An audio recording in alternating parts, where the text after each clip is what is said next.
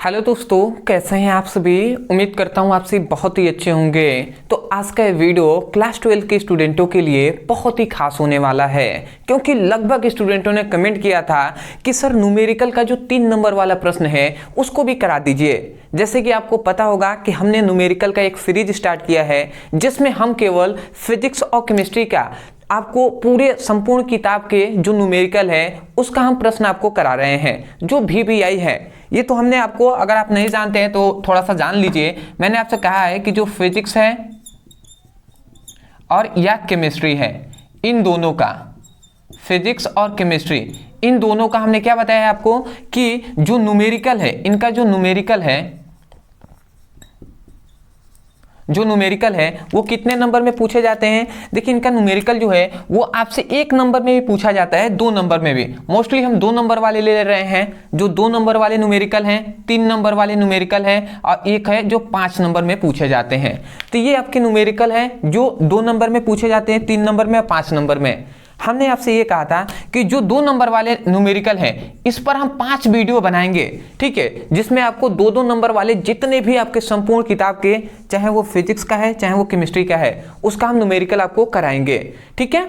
तो इसका एक हमने वीडियो बना दिया है जिसको आप सभी ने बहुत ही प्यार दिया, सपोर्ट किया और आपने देखा भी, ठीक है। और वीडियो को बहुत से ऐसे स्टूडेंट हैं जिन्होंने शेयर भी किया, तो बहुत ही अच्छी बात है। उसके साथ साथ इसका एक वीडियो बन गया है, इसका और भी जो 4 है वीडियो वो भी जल्दी आएगा, ठीक है। उसके बाद हमने सोचा कि 2 नंबर वाला एक वीडियो बन गया तो 3 नंबर वाला भी एक वीडियो हम बना देते हैं। इसका भी 5 आपको मिलेगा, इसका भी 5 वीडियो मिलेगा। मतलब टोटल आपके फिजिक्स का 15 आपको न्यूमेरिकल का वीडियो मिलेगा और केमिस्ट्री का भी 15 आपको न्यूमेरिकल का लगभग वीडियो मिलेगा।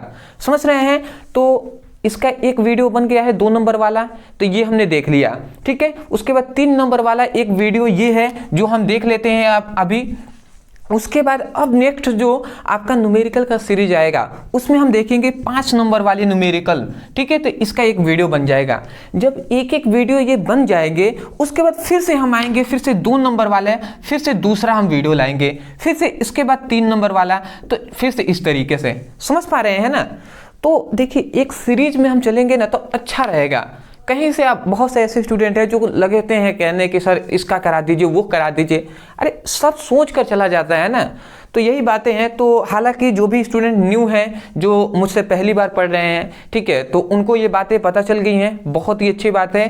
चैनल को सब्सक्राइब कर लीजिएगा अभी ही, क्योंकि आगे जब भी ये सभी वीडियो आपको अवेलेबल होंगे इस यूट्यूब चैनल पे तो आपको जल्द ही मिल जाएंगे। नोटिफिकेशन बेल को ऑल कर लीजिएगा, जिससे आपको क्या होगा कि जब भी वीडियो अपलोड होगा वो आपके पास पहुँच जाएगा। समझ गए। तो हम आगे बढ़ते हैं और हम जान लेते हैं न्यूमेरिकल को। तो देखिए, हम तो केवल आपको पूरा चैप्टर, पूरे जो फिजिक्स का चैप्टर है उसका हम टोटल से लेकर जो न्यूमेरिकल है उसको हम करा रहे हैं। वही बात हमने लिखा है क्लास 12 फिजिक्स VBI न्यूमेरिकल। ये न्यूमेरिकल कितने 3 नंबर में पूछे गए हैं आपके प्रीवियस ईयर में, ठीक है। पार्ट ये 1 है 3 नंबर वाला का। देखिए, एक हमने क्वेश्चन ले लिया होगा, नीचे आपको क्वेश्चन दिखाई दे रहे होंगे। अब हम इसको समझ लेते हैं। यहाँ पे कहा जा रहा है कि 2 बिंदु आवेश +9 इलेक्ट्रॉन एवं +9 इलेक्ट्रॉन एक दूसरे से 16 सेंटीमीटर की दूरी पर स्थित हैं। इनके बीच आवेश Q कहाँ रखा जाए कि ये संतुलन में हो। 2018 में 2022 में क्वेश्चन पूछा गया है। तो क्या आपको क्वेश्चन पढ़ के कुछ समझ में आया क्या कहा जा रहा है? यदि आपको समझ में आ गया है तो मैं यही कहूँगा कि वीडियो को थोड़ी देर के लिए रोकिए और इस क्वेश्चन को हल कीजिए। आप स्वयं ही हल कीजिए, ठीक है। जब आप क्वेश्चन को हल कर लेंगे तो अच्छी बात है, नहीं कर पाएंगे तो वीडियो को देखिएगा, आगे आपको हल करके हम सिखाएंगे आपको। देखिए, बहुत से ऐसे स्टूडेंट हैं जिन्होंने मैसेज किया था कि सर इजी न्यूमेरिकल है, समझ में आ गया। समझ में आना इंपॉर्टेंट नहीं है, आप इसको कर पाते हैं या नहीं ये इंपॉर्टेंट है, क्योंकि हम समझाएंगे तो आपको समझ में तो आएगा ही, इसीलिए तो हम है ना। बट आपको क्या अभी ये क्वेश्चन दिया गया तो क्या आप इसको हल कर पाएंगे, ये क्वेश्चन है मेरा। तो इस तरीके से जब भी आपको न्यूमेरिकल का क्वेश्चन हम दें उसको थोड़ा सा देर के लिए, 2 ही मिनट के लिए, पर सोचिएगा जरूर, उसके बाद आप क्वेश्चन को समझिएगा, ठीक है। तो हम आगे बढ़ते हैं। देखिए, सबसे पहले हम ले रहे हैं हल। ठीक है, हल हमने लिख दिया। अब देखिए सबसे पहले कह रहा है कि दो बिंदु आवेश, जो दो बिंदु आवेश हैं, एक है +9 इलेक्ट्रॉन, एक है प्लस इलेक्ट्रॉन, एक दूसरे से 16 सेंटीमीटर दूरी पर स्थित हैं। तो इतने का अगर हम फिगर बनाएं तो दो बिंदु आवेश हैं, ठीक है, दो बिंदु आवेश है, मैं यहाँ पे लिख दे रहा हूं, एक है +9 इलेक्ट्रॉन और एक है इलेक्ट्रॉन। ये दो बिंदु आवेश हैं और एक दूसरे से, ठीक है, ये दो बिंदु आवेश हैं, ठीक है, ये दो बिंदु आवेश हैं और एक दूसरे से कितने दूरी पर स्थित हैं, तो एक दूसरे से 16 सेंटीमीटर की दूरी पर स्थित हैं। बात समझ में आ गई। तो उसके बाद कहा जा रहा है कि इनके बीच एक आवेश Q को कहाँ रखा जाए कि वह संतुलन में हो। मतलब एक आवेश Q है तो इन दोनों के बीच कहाँ पे रखा जाए कि आवेश को मान लेते हैं, कहाँ पे रखा जाए कि दोनों के बीच जो संतुलन में हो। संतुलन मतलब कि ये भी आवेश है और ये भी आवेश है, तो ये प्लस आवेश है, मान लेते हैं ये भी प्लस होगा, तो इन दोनों के बीच क्या होगा, मतलब इन दोनों के बीच एक बल लगेगा, ठीक है, क्योंकि दो आवेश होंगे तो उनके बीच बल लगेगा ही, ठीक है। तो एक इस ये +9 इलेक्ट्रॉन है, ये इस पर बल लगाएगा, इसको मैं ऊपर ही लिख दे रहा हूं, ठीक है। तो एक बल लगाएंगे इधर जिसे हम F1 बल कहेंगे, और एक ये इलेक्ट्रॉन है, ये भी इलेक्ट्रॉन आवेश है ना, तो ये भी अपनी ओर बल लगाएगा जिसे हम F2 आवेश कह दे रहे हैं, F2 बल कह दे रहे हैं। तो यहाँ पे दो बल लगेगा ना, तो यहाँ पे यही कहा जा रहा है कि इन दोनों बिंदु आवेशों के बीच इस आवेश को कहाँ पे रखा जाए कि दोनों बल जो हो वो संतुलन की स्थिति में हो। यही हमारा क्वेश्चन है।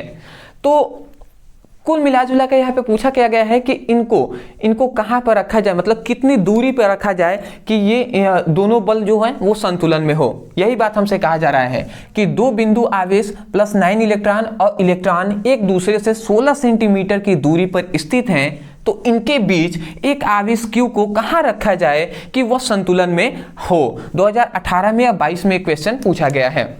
अब हम समझ लेते हैं। देखिए अगर मान लेते हैं हम कि ये जो आवेश है इसको हमने x दूरी पर रखा है, कितने, मतलब 9 इलेक्ट्रॉन जो आवेश है इससे x दूरी पर हमने इसको रखा हुआ है। तो जब इसको हमने x दूरी पर रखा हुआ है तो मैं आपसे पूछूं कि इतना दूरी कितना होगा Q से इलेक्ट्रॉन के बीच, तो आप क्या कहेंगे, आप कह देंगे कि कुल दूरी कितना है, 16 है, इतना हो गया x। तो अगर हम 16 में से x को घटा देंगे तो जो आएगा वो इतना दूरी हो जाएगा, ठीक है। तो वही बात हम यहाँ पे, ये कितना हो जाएगा, 16 - x, ये दूरी हो जाएगा, ठीक है।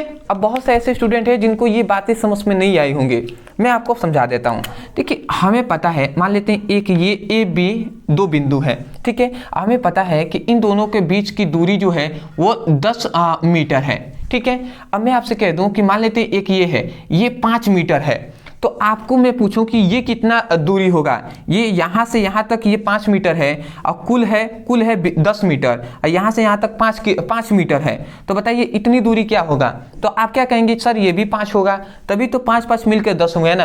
तो ये 5 कैसे आया, 5 तब आया कि 10 में से हमने 5 को घटाया, 10 में से हम 5 को घटाएंगे तभी तो 5 आएगा ना। बात समझ में आ गया होगा।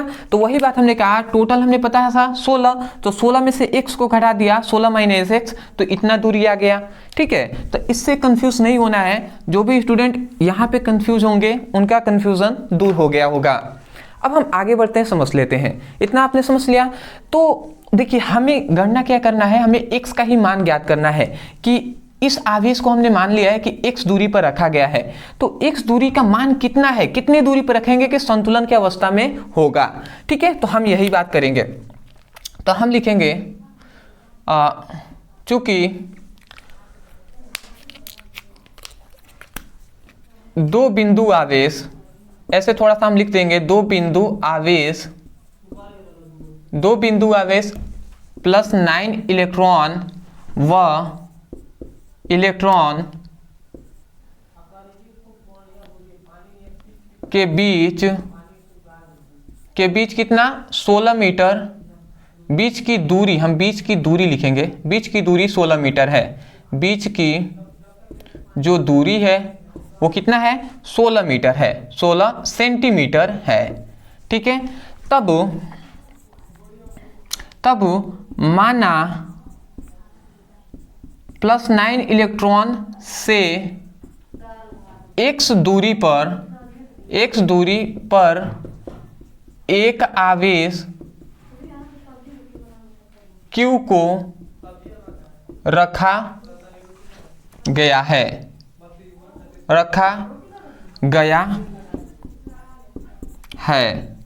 ठीक है, तो इतनी बात आप लिख देंगे। हमने क्या लिखा है कि दो बिंदु आवेश इतना और इतना 16 सेंटीमीटर की दूरी पर स्थित है तथा माना 9 इलेक्ट्रॉन से x दूरी पर आवेश q को रखा गया है। यही बात हमने लिखा हुआ है। तो हमें प्रश्नानुसार ये बता दिया गया है कि इनके बीच एक आवेश q को कहाँ रखा जाए कि वो संतुलन में हो। संतुलन का मतलब इन दोनों के बीच जो बल लगे वो बराबर लगे। तो प्रश्नानुसार हमें बताया गया है, प्रश्नानुसार हमें बताया गया है, क्या बताया गया है कि जो F1 है वो F2 के बराबर है। ये तो हमें प्रश्नानुसार पता चल गया ना, क्योंकि ये दोनों बल अगर इक्वल होंगे तभी जाकर क्या होगा, तभी जाकर हमें पता चल गया, मतलब तभी तो ये संतुलन की स्थिति में रहेगा ना, जब दोनों बल आपस में इक्वल होंगे। तो अब देखिए हम इनका मान रखते हैं। अगर हम F1 का मान निकालें तो समझिएगा हमने कूलाम के नियम से पढ़ा है। क्या हमने एक फॉर्मूला पढ़ा था जो है F = 1/4πε0 Q1 Q2/r²। ये हमने फॉर्मूला पढ़ा था, आपको पता होगा। अगर आप ध्यान से देखें तो पहले हम एक इस आवेश को मान लेते हैं, एक ये, पहले हम इन दोनों आवेश के लिए हम यहाँ पे गणना करते हैं। तो F1 के लिए ये दोनों आवेश हो जाएंगे, F2 के लिए जो आवेश होगा ये पहला आवेश, ये दूसरा आवेश हो जाएगा।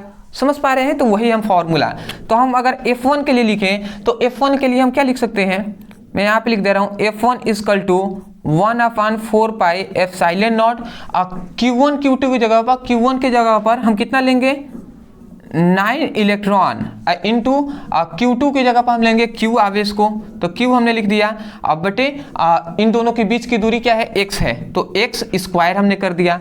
समझ में आ रहा है?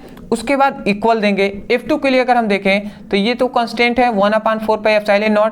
उसके बाद F2 के लिए अब ये Q1 हो जाएगा, ये Q2, तो ये Q हो जाएगा और Q2 कितना है, E है, तो हम E में गुणा करा देंगे।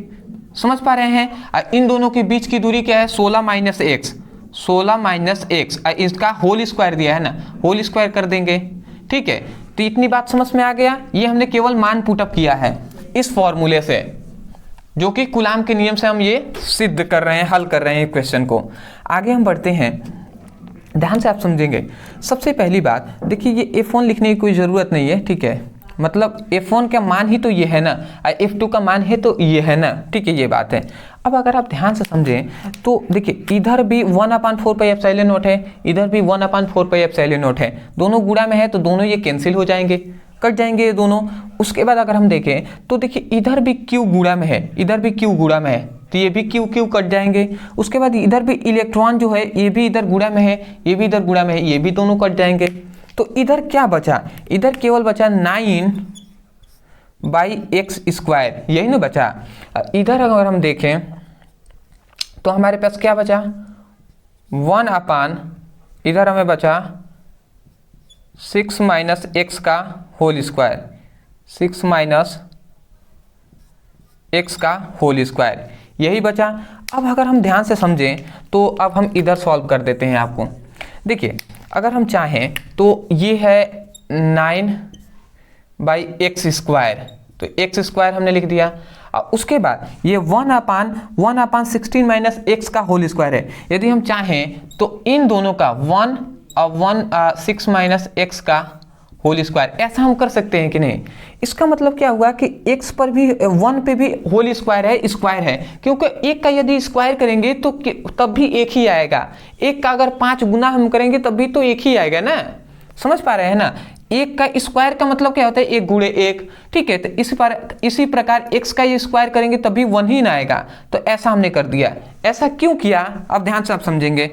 क्योंकि स्क्वायर अगर बराबर के इधर आता है तो रूट बनाता है, तो अगर रूट इधर बनाएगा तो 9/x² हो जाएगा, और इधर 1/16 - x हो जाएगा।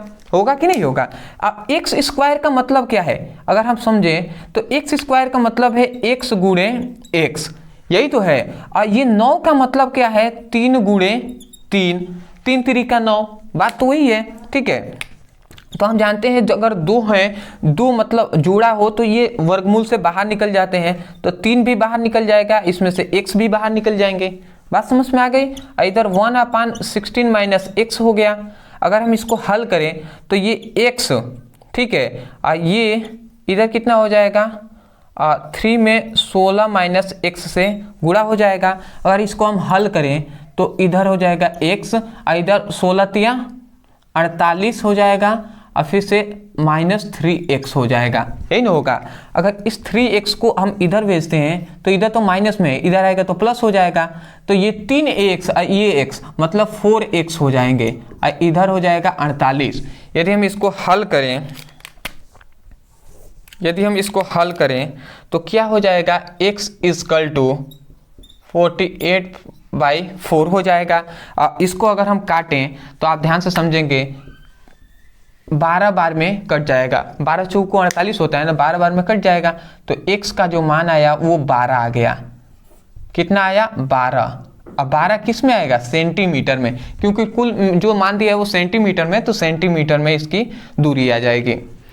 समझ में आ रहा है। तो हम कहाँ पे रख सकते हैं, यहाँ पे कहा जा रहा है ना कि इनके बीच, इनके मतलब इन दोनों के बीच, इनके बीच एक आवेश Q को कहाँ रखा जाए कि संतुलन में हो।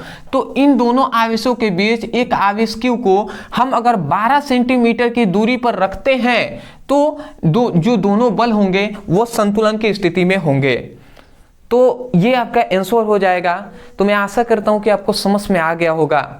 तो देख रहे हैं ये 3 नंबर का क्वेश्चन है। जिन विद्यार्थियों को थोड़ा सा हार्ड लग रहा होगा, मैं उनसे कहना चाहूँगा खासकर कि देखिए 3 नंबर इजी नहीं है, ठीक है, ले लेना। तो थोड़ा सा तो मेहनत करना ही होगा, डीप में समझना होगा आपको, और हम तो जितना हो सकता है उतना तो हम करा ही रहे हैं आपको। तो निश्चिंत रहिएगा, मेहनत करके आप पढ़ाई कीजिएगा, आप बिल्कुल अच्छे नंबर से पास होंगे, ठीक है। तो आप स्क्रीनशॉट ले लीजिए, और जो क्वेश्चन है न्यूमेरिकल है वो सब हम देखेंगे, स्क्रीनशॉट ले लीजिए। तो आशा करता हूं दोस्तों आपने अच्छे तरीके से स्क्रीनशॉट ले लिया होगा। तो अब हम देख लेते हैं अपने दूसरे प्रश्न को। तो यहाँ पे हमने दूसरा प्रश्न ले लिया है, इसको आप ध्यान से समझेंगे आपको समझ में भी आएगा। देखिए कह रहा है कि चित्र में दर्शाए गए आवेशों की निकाय की कुल वैद्युत स्थितिज ऊर्जा ज्ञात कीजिए। ये 2023 में मतलब अगले साल ही, पीछे जो साल जो आपका प्रीवियस ईयर एग्जाम हुआ है, बोर्ड एग्जाम, उसी में क्वेश्चन पूछा गया है। देख रहे हैं इसमें ये चित्र है, इसमें जो आवेश है तो आवेशों, यहाँ पे क्या जाना है कि आवेशों की निकाय की कुल स्थितिज ऊर्जा ज्ञात करना है आपको, ठीक है। तो इसको हम समझ लेते हैं। देखिए यहाँ पे फिगर में हमें क्या क्या दिया है, यहाँ पे हमें 3 आवेश दिए हैं, एक है माइनस क्यू आवेश, एक है +2q आवेश, एक है -q आवेश। माइनस और 2q के बीच की दूरी जो है वो a है, इन दोनों के बीच की दूरी a है, और इन दोनों आवेशों के बीच की दूरी a है। यही हमें दिया गया है। हमसे पूछा क्या है, कुल वैद्युत स्थितिज ऊर्जा। हमने आपसे हमेशा कहा है कि न्यूमेरिकल लगाते समय आपको एक ही चीज का विशेषकर ध्यान देना है कि आपको इस क्वेश्चन में पूछा क्या गया है, ठीक है, जिससे हमारा जो लक्ष्य होता है वो पता चल जाता है, तो इजी वे में हल करने में आसानी होती है। तो हमें पता चल गया वैद्युत स्थितिज ऊर्जा हमसे पूछा गया है, तो वही बात हम करेंगे, हम लिखेंगे हल। ठीक है जी, हमने हल लिख दिया। अब हम लिखेंगे, जानते हैं क्या, हम जानते हैं कि कुल वैद्युत स्थितिज ऊर्जा। देखिए अगर 3 आवेश हैं तो तीनों के लिए हम निकालेंगे ना, 3 आवेश हैं तो तीनों के लिए जो स्थितिज ऊर्जा होगी वो अलग अलग होगी। तो हम पहले ही लिख दे रहे हैं कि हम लिख देंगे कुल वैद्युत स्थितिज ऊर्जा, कुल वैद्युत स्थितिज ऊर्जा U इजकल टू U1, इसके लिए U1, इसके लिए U2, इसके लिए U3, तो U1 plus U2 plus U3।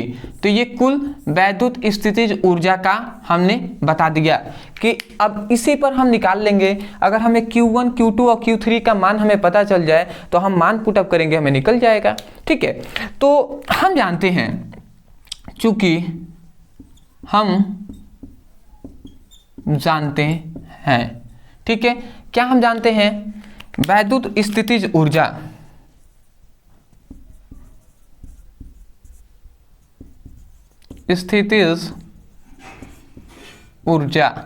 वैद्युत स्थितिज ऊर्जा जो U होता है, तो U1 के लिए अगर हम निकालें तो देखिए U1 के लिए हम जानते हैं वैद्युत स्थितिज ऊर्जा का एक और फॉर्मूला होता है जो होता है U = 1/4πε0 और Q1 Q2 बाई R होता है। ये हम फॉर्मूला जानते हैं। जब हमने एक डेरिवेशन होता है जिसमें वैद्युत स्थितिज ऊर्जा का मान ज्ञात किया जाता है, तो उसके में ये फॉर्मूला आपको मिलता है जहाँ पर U = 1/4πε0 Q1 Q2 by R होता है। याद रखें कूलाम के नियम में केवल एक ही चेंज है कि R² हो जाता है, और इसमें क्या है कि R ही होता है, दूरी को हम दूरी ही लेते हैं।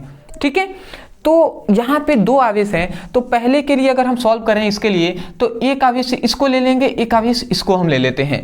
तो पहले हम इन दोनों आवेशों के लिए लेंगे, फिर से दूसरे के लिए जब U2 के लिए हम करेंगे तो इसको सेकेंड, इसको फर्स्ट, इसको सेकेंड हम आवेश ले लेंगे। फिर से जब इसके लिए जाएंगे तो इसको फर्स्ट ले लेंगे, इसको सेकेंड ले लेंगे। बात समझ में आ रही है? तो ऐसे ही हम करेंगे। तो चलिए हम मान ही रखते हैं पहले। तो U1 के लिए अगर रखें तो देखिए इतनी बात तो कांस्टेंट है, नियत है 1/4πε0। उसके बाद Q1 Q2, तो Q1 क्या है? Q1 है -Q इंटू Q2 क्या है 2Q। तो 2Q हमने लिख दिया। इन दोनों के बीच की दूरी A है तो A हमने लिख दिया। ठीक है, तो ये जो हमें मान मिला इसको हम समीकरण फर्स्ट मानते हैं।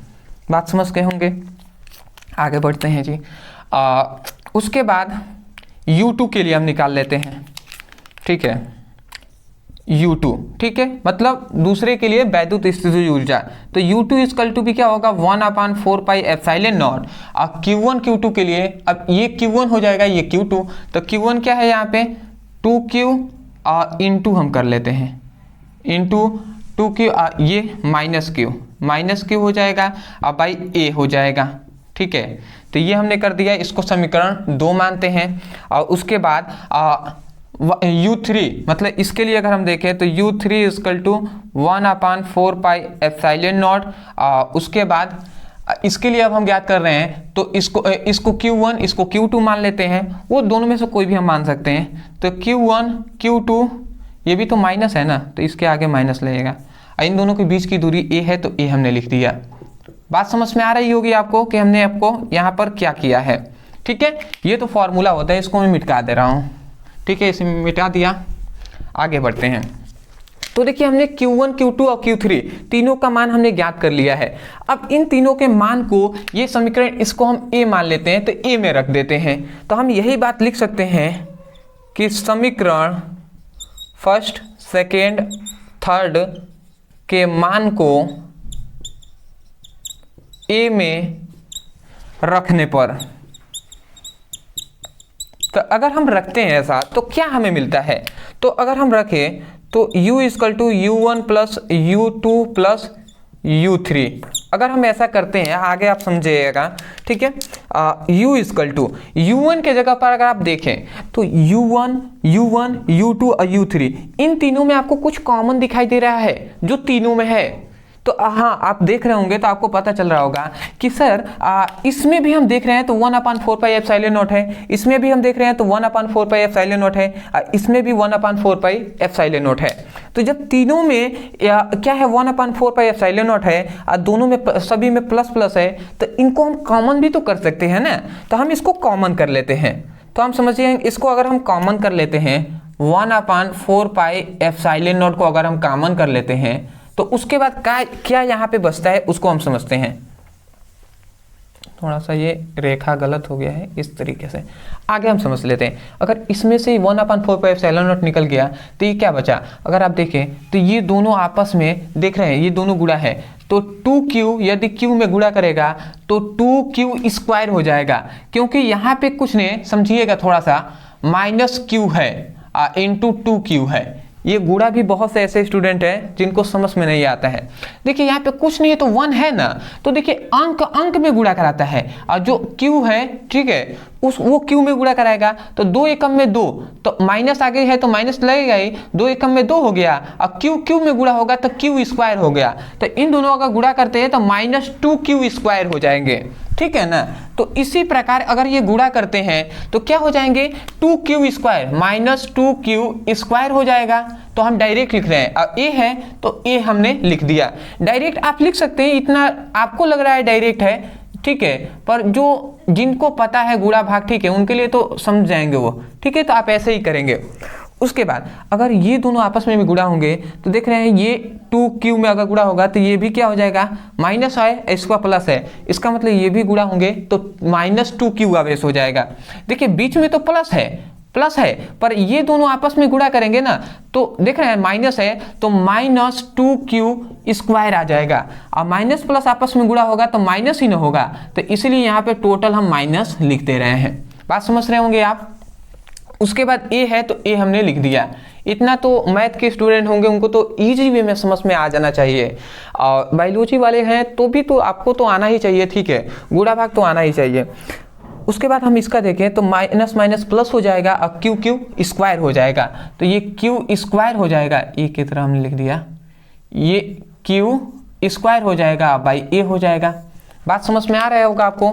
आगे अगर हम बढ़ते हैं और देख लेते हैं तो क्या हुआ है यहाँ पे हुआ है u = 1/4πε0 है, तो 1/4πε0 हमने लिख दिया।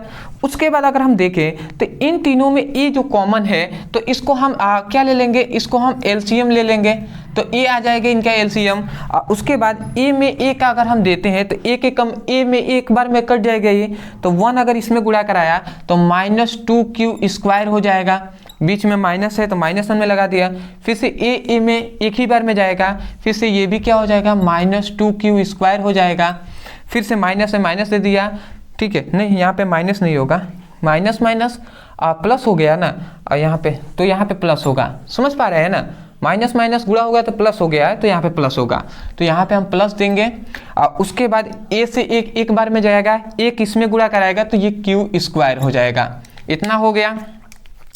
आगे अगर हम बढ़ते हैं देखते हैं तो u = 1/4πε0 अगर हम देखें तो क्या होता है यहाँ पे, देखिए ये है -2q², ये भी -2q², तो 2 यहाँ पे है 2 यहाँ पे है, मतलब -4q² हो जाएगा, और एक +q² है ये हमने लिख दिया, नीचे a है तो a हमने लिख दिया। अब बताइए ये 4q² है, मतलब 4 गो, ऐसे अगर हम सिंपल में समझें तो ये मान लेते हैं 4 ठो आम है, ठीक है, और ये 1 ठो आम है, पर ये माइनस में है ये प्लस में है, तो 4 गो में से 1 गो चला गया तो कितना बचा, 3 गो बचा ना, तो वही हम 3 को लिख देंगे, तो u = 1/4πε0, और ये माइनस में अधिक वाला है तो -3q² और बाई ए हम लिख देंगे, ठीक है, ये a है, ठीक है ना, a है, तो बात समझ में आ गया। अब जो ये u का मान आया यही आपका आंसर हो जाएगा, ये क्या हो जाएगा, आपका आंसर हो जाएगा। आप बहुत से ऐसे स्टूडेंट होंगे जो बहुत से ऐसे मतलब सोच रहे होंगे ना कि सर इसका तो कोई वैल्यू नहीं आया, ठीक है, ये तो अभी ए का मान क्यू का मान, देखिए यहाँ पे कुछ वैल्यू दिया है नहीं दिया है, इसलिए ये इसका जो अंतिम इसका होगा। अब क्या करेगा कि कभी कभी इस फॉर्मूले पे ही आपको क्वेश्चन दे देगा, जैसे आपको दे देगा कि आवेश का कुछ मान दे देगा, और मान लेते हैं 2 आवेश दे दे या एक ही आवेश दे दे और उनकी बीच की कुछ दूरी दे दे, आपसे ये क्वेश्चन पूछ ले, तो आप इस फॉर्मूले की सहायता से भी उसको निकाल सकते हैं। तो मैं आशा करता हूं कि आपको समझ में आ गया होगा, ठीक है, तो आप इसका स्क्रीनशॉट ले लीजिए। और भी इस चैप्टर के मतलब जो आपके फिजिक्स है, फिजिक्स के तो बहुत सारे 3 नंबर वाले क्वेश्चन है, पर जितना संभव हो रहा है इस वीडियो में हम उसको कराने का प्रयास करेंगे। तो स्क्रीनशॉट ले लीजिए और जो क्वेश्चन है उसको हम देख लेते हैं। तो आशा करता हूं दोस्तों आपने अच्छे तरीके से स्क्रीनशॉट ले लिया होगा। तो अब हम देख लेते हैं अपने अगले प्रश्न को। तो ये है हमारा 3rd प्रश्न है कि वैद्युत द्विध्रुव तथा द्विध्रुव आघूर्ण की परिभाषा कीजिए, ठीक है, परिभाषा कीजिए, मतलब वैद्युत द्विध्रुव क्या होता है इसका आपको परिभाषा कर देना है, और वैद्युत द्विध्रुव आघूर्ण क्या होता है इसका आपको परिभाषा कर देना है। उसके साथ साथ आपको न्यूमेरिकल एक दिया है जिसमें कह रहा है 2 × 10⁸ कूलाम × मीटर द्विध्रुव आघूर्ण का वैद्युत द्विध्रुव 2 × 10⁵ वोल्ट प्रति मीटर है। मीटर के एक सामान्य वैद्युत क्षेत्र में 30 अंश पर झुका है। तो वैद्युत द्विध्रुव की स्थितिज ऊर्जा एवं इस पर कार्यरत बल युग्म का बल आघूर्ण ज्ञात कीजिए, जो 2023 में क्वेश्चन पूछा गया है।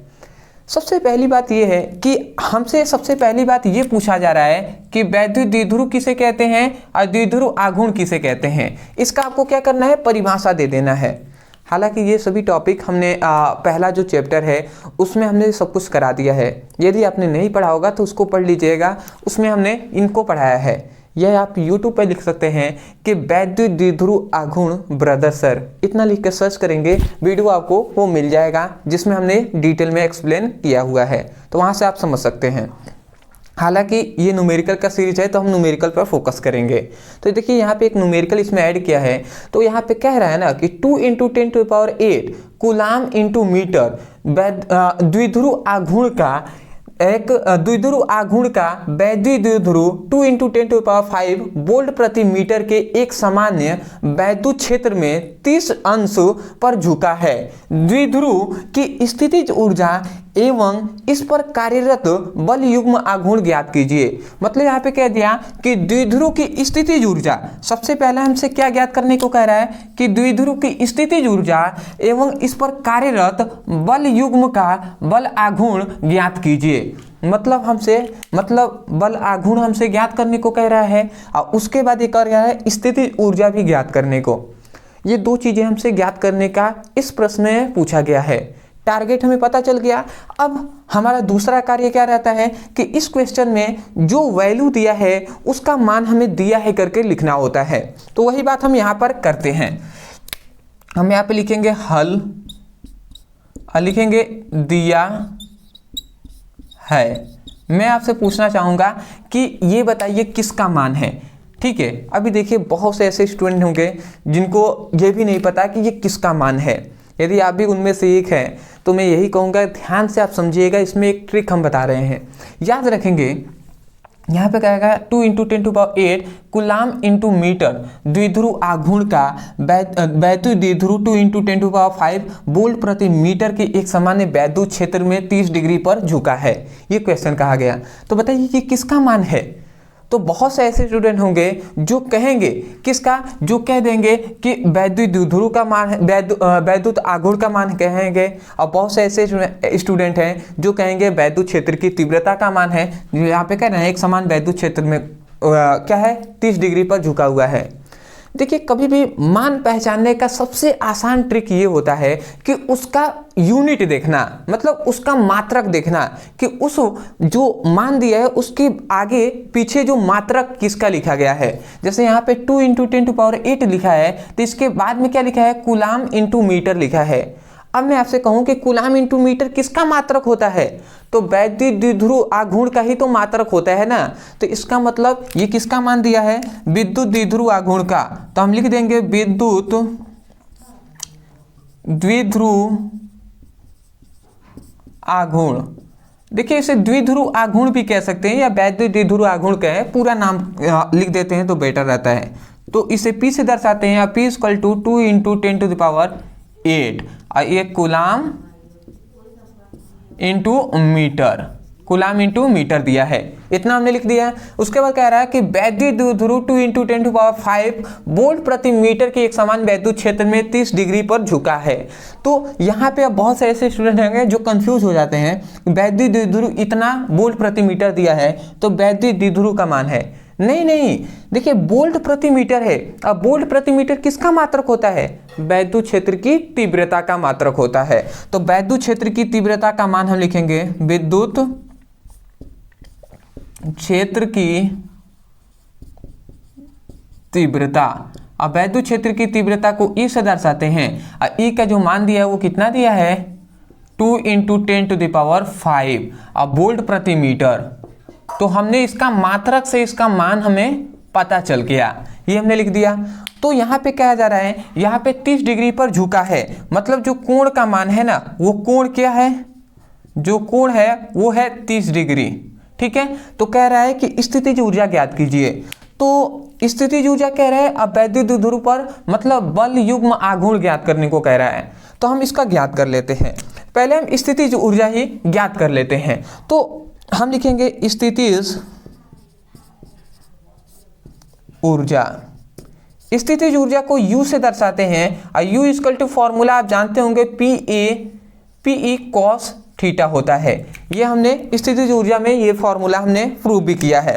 अगर हम मान पुटअप करें तो देखिए P का मान यहाँ पे दिया है 2 × 10⁸, ठीक है। उसके बाद E का मान यहाँ पे दिया है 2 × 10⁵, ये हमने लिख दिया। और cos थीटा का मान यहाँ पे 30 डिग्री दिया है, तो cos थीटा का मान 30 डिग्री हमने लिख दिया। आगे हम बढ़ते हैं तो ध्यान से आप समझेंगे, 2 दूना 4, तो ये 4 हो जाएगा।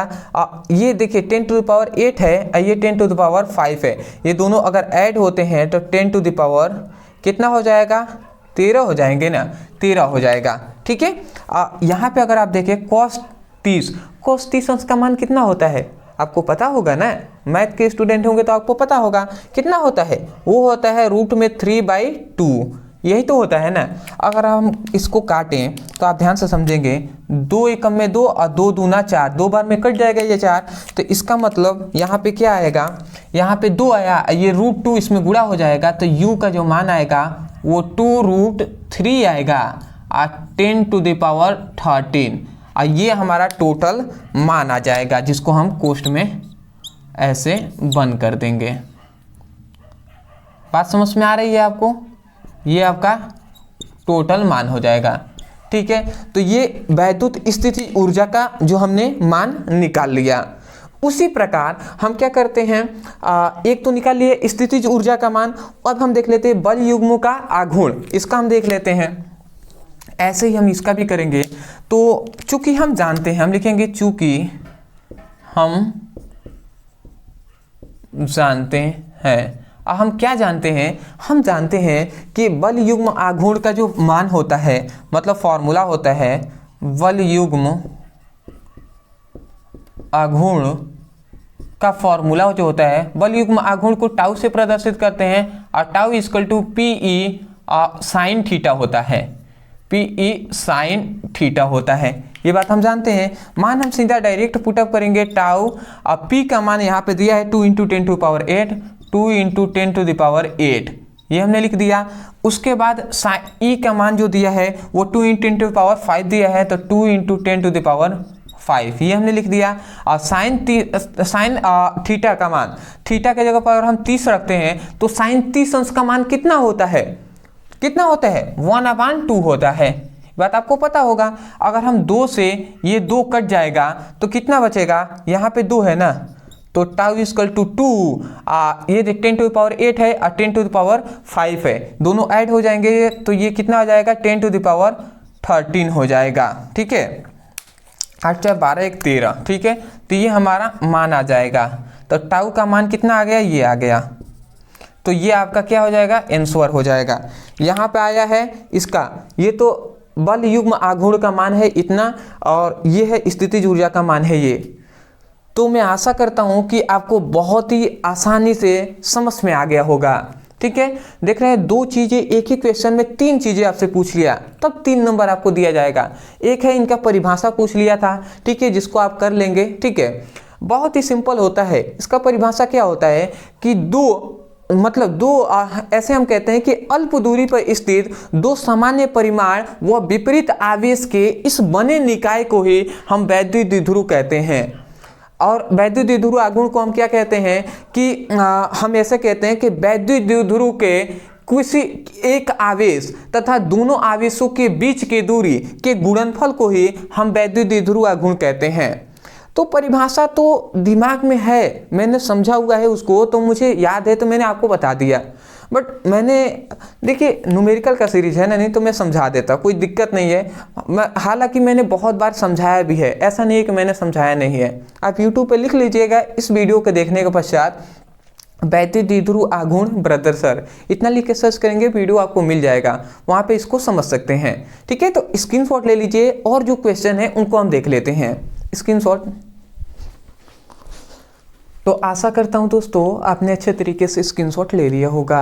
तो अब हम देख लेते हैं अपने अगले प्रश्न को।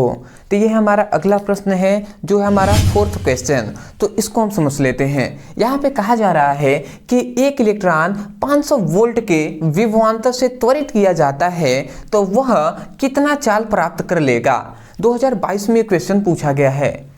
देखिए एक और मैं बात बता दूं कि कहीं भी आपको फिजिक्स के क्वेश्चन में आपसे कह दे कि चाल पे यदि बात हो तो चाल को हम वेग के ही तरह लेकर चलते हैं, या तो आपसे चाल कह दे या तो आपसे वेग कह दे, दोनों बात को हम एक ही लेकर चलते हैं। ये केवल कंफ्यूज करने के लिए आपसे कहा जाता है। ठीक है, बात समझ गए? अब हम समझ लेते हैं इसको कैसे हल करेंगे। तो हम यहाँ पे लिखेंगे हल। सबसे पहले कह रहा है कि एक इलेक्ट्रॉन, मतलब यहाँ पे एक इलेक्ट्रॉन की ही बात हो रही है, तो एक इलेक्ट्रॉन को हम 500 वोल्ट के विभवांतर से त्वरित कर रहे हैं। मतलब विभवांतर का मान कितना दिया है, विभवांतर का जो मान भी का जो मान दिया है वो 500 वोल्ट दिया है। ठीक है जी, 500 वोल्ट दिया है। तो कह रहे हैं कितना चाल प्राप्त कर लेगा, चाल हमसे पूछा गया है। तो देखिए हमसे मतलब ये तो विभवांतर भी का मान दिया है। ठीक है, यहाँ पे ये तो स्मॉल भी हो जाएगा, भी मतलब चाल या वेग हम से दर्शाते हैं।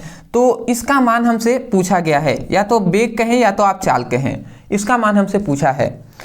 तो हम जानते हैं, चूंकि हम जानते हैं, क्या जानते हैं कि ऊर्जा, जो ऊर्जा U इक्वल टू क्या होता है, V इंटू क्यू होता है। ये बात हम जानते हैं कि आवेश जो ऊर्जा equal to V into q होता है। V जहां पर विभवांतर है, Q क्या है, आवेश है। ये बात हम जानते हैं। ठीक है, अब हम इस फॉर्मूले पर यदि हम मान को पुटअप करते हैं तो हमारा जो मान है वो आ जाएगा। ठीक है, कैसे, तो उसको भी हम समझ लेते हैं। जैसे U स्थितिज ऊर्जा है, ठीक है, तो हम एक और बात जानते हैं, क्या कि जो स्थितिज ऊर्जा, ये क्या है, स्थितिज ऊर्जा है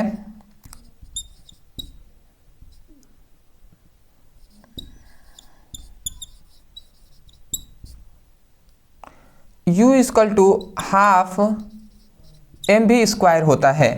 ठीक है, तो हम जानते हैं जो क्या होता है स्थितिज ऊर्जा, क्या होता है, हाफ mv² होता है। ठीक है, स्थितिज ऊर्जा के गतिज ऊर्जा का ना होता है शायद, पोटेंशियल एनर्जी स्थितिज ऊर्जा का ही। ठीक है, स्थितिज ऊर्जा का या गतिज ऊर्जा का ऐसा ही कुछ होता है। ठीक है, मुझे कंफर्म याद नहीं आ रहा है। ठीक है, तो ये एक फॉर्मूला होता है जो कि हमने क्लास 11th में पढ़ाया था। स्थितिज ऊर्जा या गतिज ऊर्जा, ये किसी का फॉर्मूला है, मुझे लगता है स्थितिज ऊर्जा का ही है। फिर भी आप हमें कमेंट सेक्शन में बता सकते हैं। ठीक है, मुझे याद नहीं आ रहा है फिलहाल अभी। तो देखिए ये हमें फॉर्मूला पता है। तो अगर इस फॉर्मूले U equal to half mv² को हम U की जगह पर पुटअप करें, तो यहाँ से हम देख रहे हैं, तो इसके जगह पर हम पुटअप करते हैं तो हाफ mv² हो जाएगा, mv², ये हमने लिख दिया। ठीक है, और ये V का मान यहाँ पे 500 वोल्ट दिया है, तो हमने लिख दिया 500 वोल्ट। जैसे अभी मान नहीं पुटअप करते हैं, चलिए हम अभी मान पुटअप नहीं करते हैं। क्यों नहीं करते हैं वो समझ में आएगा आपको। V इंटू क्यू है, तो ये हमने लिख दिया। समझिए हमारा लक्ष्य क्या है, वेग ज्ञात करना। तो यहाँ पर m क्या है, द्रव्यमान है, अब v क्या है, v² है, वेग। ठीक है, ये m किसका द्रव्यमान है, यहाँ पे एक इलेक्ट्रॉन की बात हो रही है, तो एक इलेक्ट्रॉन का ही द्रव्यमान है। तो देखिए ये इधर दो किधर है, भाग में है, इधर आएगा तो गुणा कराएगा। तो यहाँ पर mv² इक्वल टू 2vq हो जाएगा, ये हो जाएंगे। अगर हम इसको आगे सॉल्व करें, m इधर गुणा में है, इधर आएगा तो भाग कराएगा, तो v² इक्वल टू क्या हो जाएगा, 2vq/m। देखिए m को आप me भी लिख सकते हैं, इससे ये पता चलेगा कि इलेक्ट्रॉन का ही द्रव्यमान है। तो आप चाहें तो m की जगह पर m छोटा सा नीचे e भी लिख सकते हैं, कोई दिक्कत नहीं है। इतनी बात समझ गए। आगे अगर इसको हम हल करें, ये याद रखें v क्या है, वेग है, और ये कैपिटल V है, विभवांतर। अब मान हम पुटअप करते हैं, तो देखिए ये v है ना, तो v को हम इधर, या स्क्वायर है तो v² को इधर ही रहने देते हैं। अब समझिए ये 2 है तो 2 हमने लिख दिया। 500 v का मान कितना, 500 दिया है, तो 500 हम इसका पुटअप कर लेते हैं। उसके बाद q का मान, तो एक इलेक्ट्रॉन पर कितना आवेश होता है, एक ही इलेक्ट्रॉन का बात हो रहा है ना, तो एक इलेक्ट्रॉन पर कितना, तो हम जानते हैं 1.6 × 10⁻⁻⁹ कूलाम का आवेश होता है, ये हम जानते हैं। तो Q की जगह पे इतना हमने रख दिया। उसके बाद Me, तो इलेक्ट्रॉन का द्रव्यमान, एक इलेक्ट्रॉन का द्रव्यमान कितना होता है आपको हमने बताया है सब, ये क्लास 9th में ही और क्लास 11th में बताया जाता है कि 9.1 इंटू 10⁻³ ये आपका होता है। अब इसको हम आगे सॉल्व करें तो क्या हो जाएगा, सबसे पहले v स्क्वायर इक्वल टू 2 का अगर हम 1.6 में गुणा कराएं तो कितना हो जाएगा, 16 दूना 32 मतलब 3.2 हो जाएगा, और ये 500 हो जाएगा। और उसके बाद ये 10⁻⁻19 है, और ये अगर ऊपर चला जाएगा तो 10⁻, ये +30 हो जाएगा। समझ पा रहे हैं। और ये 9.1 है तो ये हमने लिख दिया। ठीक है, अगर हम आगे इसको हल करें तो v स्क्वायर स्मॉल ये भी है, ठीक है, मतलब वेग है। अब हम समझिएगा, अगर आप 500 में 3.2 से गुणा कराते हैं, इनका गुणा इसमें, तो कितना आ जाएगा याद रखेंगे, 1600 आ जाएगा। आप गुणा करा कर देख सकते हैं। ठीक है, और ये 10⁻ कितना है, 19 है, और ये 10⁻31 है। ठीक है, ये 19 है, ये 31 है, तो कितना अंतर आ जाएगा, 13 का क्या, 19 नहीं 12 का आ रहा है ना, 12 19 10 29 30 31, हाँ 12 का, ये 10⁻12 हो जाएगा। ठीक है, 10⁻12 बात समझ में आ रही होगी आपको। ये 9.1 हो जाएगा। अब आप समझेंगे थोड़ा सा, देखिए अगर आप इसका, अब हम क्या कर सकते हैं, अब 9.1 है ना, इसका अगर हम गुणा भाग कराते हैं 1600 में तो कितना आएगा, आप भाग करा कर देख सकते हैं, लगभग 175 कितना आ रहा है, 175.8 आएगा। अगर आप 1600 में 9.1 का अगर गुणा कराते हैं तो 175.8 आएगा, और इंटू 10⁻12 है तो 12 हमने लिख दिया। अब आप समझेंगे v स्क्वायर है ना, तो स्क्वायर इधर अगर जाएगा तो रूट बनाएगा, तो v स्क्वायर को अगर हम इधर भेज रहे हैं तो यहाँ पे जो v का मान आएगा वो कितना आएगा, v इक्वल टू रूट में 1 कितना आ जाए 175.8 गुणे 10⁻12 ये आ जाएगा। तो ये जो वेग का मान आया, ये जो वेग का आपका मान आया है, यही है चाल का मान, जिसको हम मीटर प्रति सेकेंड में इसका मात्रक हो जाएगा। समझ पा रहे हैं। तो वही बात कहा जा रहा है कि एक इलेक्ट्रॉन यदि 500 वोल्ट से अगर हम त्वरित कर रहे हैं तो उसका जो मान आएगा वो कितना आएगा, उसका जो कितना चाल प्राप्त कर लेगा, तो वो रूट में इतना ही चाल प्राप्त कर लेगा। तो मैं आशा करता हूं कि आपको अच्छे तरीके से समझ में आ गया होगा। तो मैं तो यही कहूँगा कि आज के लिए हम इतना ही रहने देते हैं। यदि आपको वीडियो पसंद आया है तो सपोर्ट करने के लिए वीडियो को लाइक कर दीजिएगा। चैनल पे यदि नए होंगे तो चैनल को सब्सक्राइब कर दीजिएगा। और अगर आप ऐसे ही न्यूमेरिकल का वीडियो देखना चाहते हैं तो डिस्क्रिप्शन बॉक्स में लिंक है, आप उस पर क्लिक करके न्यूमेरिकल का जितना भी सीरीज है वो सब वीडियो आपको मिल जाएंगे, तो वहाँ से उसकी पढ़ाई कर सकते हैं। ठीक है, वन शॉट का भी वीडियो जल्दी आपको मिलेगा। अदरवाइज आपका 5 नंबर वाला न्यूमेरिकल है, इसके बाद उसका वीडियो जल्दी आपको मिलेगा। ठीक है, तो वीडियो अभी चैनल को सब्सक्राइब कर लीजिए, जिससे आपको जब भी वीडियो अपलोड हो आपके पास नोटिफिकेशन पहुंचे। और आप निश्चिंत रहिए यार, अच्छा सा तैयारी आपको कराया जाएगा। क्यों मतलब परेशान हो जाते हैं कि जल्दी जल्दी नहीं करा रहे हैं। अभी हम समझ रहे हैं ना कैसे आपको कराना है, कब आपको कराना है। ठीक है, आप निश्चिंत रहिए, इतना ज़्यादा परेशान नहीं हो जाता है। बस आप इतना ध्यान दीजिए कि जितना मैं आपको करा रहा हूं उतना आप कर रहे हैं या नहीं। उतना आप कर रहे हैं तो बहुत ही अच्छी बात है। ठीक है, तो मिलते एक नए टॉपिक के साथ, तब तक के लिए धन्यवाद। स्क्रीनशॉट